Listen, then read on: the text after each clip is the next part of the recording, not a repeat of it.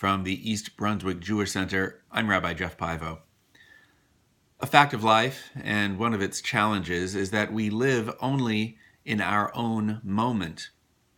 We are aware of our history, but we experience just our own small moment in that history. We lack the perspective to understand how and to what extent our individual lives have been shaped by events that occurred long before our time. That kind of perspective can be helpful as we approach the high holidays, when perspective is itself the goal of the season.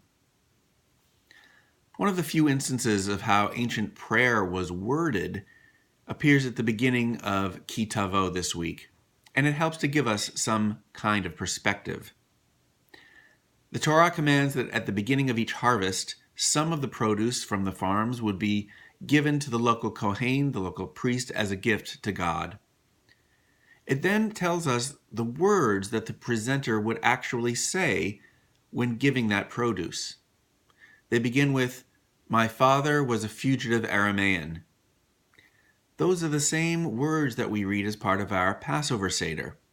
But whereas we read them there to introduce the themes of wandering and enslavement in Egypt, in their original context here in Ki Tavo, the words serve a different purpose.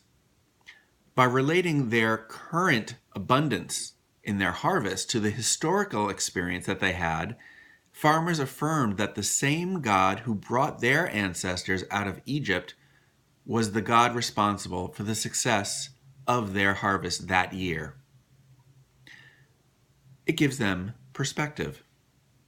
We should adopt that approach in prayer as well during the high holidays and throughout the year. When we say the words at the beginning of the Amidah, for instance, the God of our ancestors, the God of Abraham, the God of Isaac, the God of Jacob, we are acknowledging that we are part of that same continuum of practice and experience as Jews. The same God who spoke to our patriarchs speaks to us.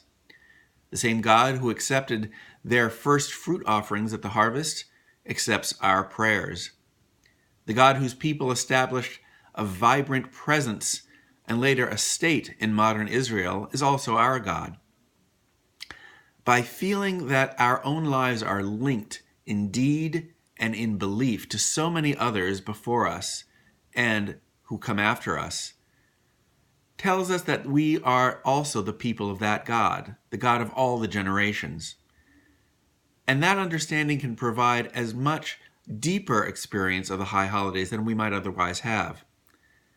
As we prepare to enter these days, let's prioritize our connections to eternity. From all of us at EBJC, a Shabbat Shalom